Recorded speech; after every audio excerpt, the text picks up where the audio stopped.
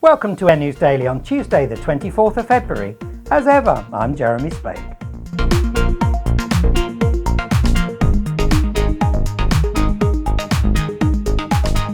Customers travelling to and from Italy on Thursday are likely to face disruption to their travel plans, especially if they're booked to travel with Italian flag carrier ITA Airways, as unions representing some of the airline's staff have confirmed a 24-hour strike that will impact operations across Italy and beyond.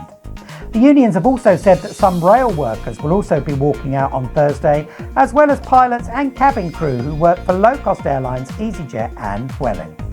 The strike, which relates to stalled pay and roster negotiations, will commence at a minute past midnight local time on Thursday morning and end at 23:59 the same day. Our advice, if you are due to travel to, from or within Italy on Thursday, is to check with your airline, as a large number of cancellations have already been made by ITA Airways, and we suspect more may follow with other airlines. It's going to be a grim day, that's for sure. Be patient though.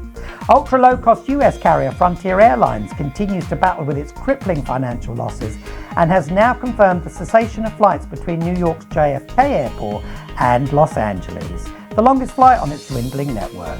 Frontier only started serving JFK in 2024, but the high costs associated with using the New York gateway has meant a rethink by the Denver-based carrier.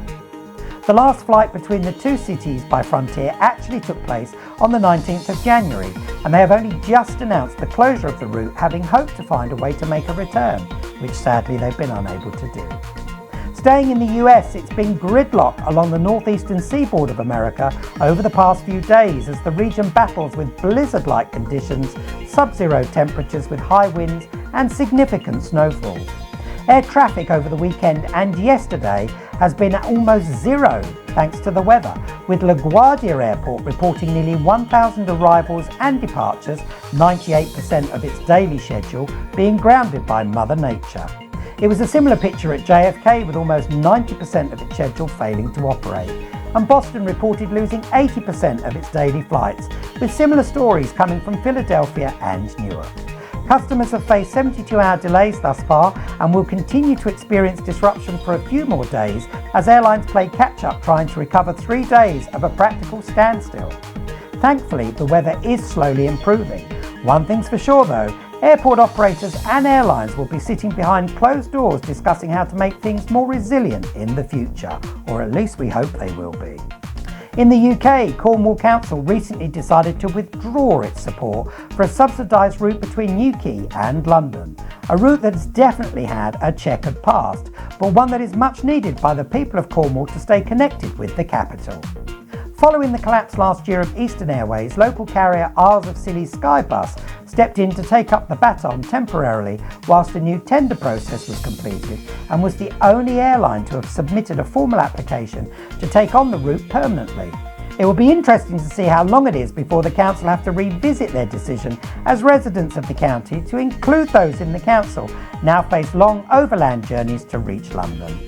And finally, as the Winter Olympic teams headed home yesterday, flag carriers were helping them celebrate their successes, with Scandinavian Airlines sharing their pride with the Norwegian team at 34,000 feet and KLM getting a water cannon salute as they approached their parking stand in Amsterdam. The team were also given the privilege of an F-35 fighter escort by the Royal Dutch Air Force. Now that's the way to celebrate, isn't it? Well done to everyone that took part in the Winter Olympiad. Sadly, I had prior engagements, otherwise I'd have been there with you. Can you imagine me doing the Olympics? Really? State of you. Thanks for being with us today. We'll be back with you on Thursday, as we're upgrading our IT systems tomorrow, which means we won't be able to bring you our normal show.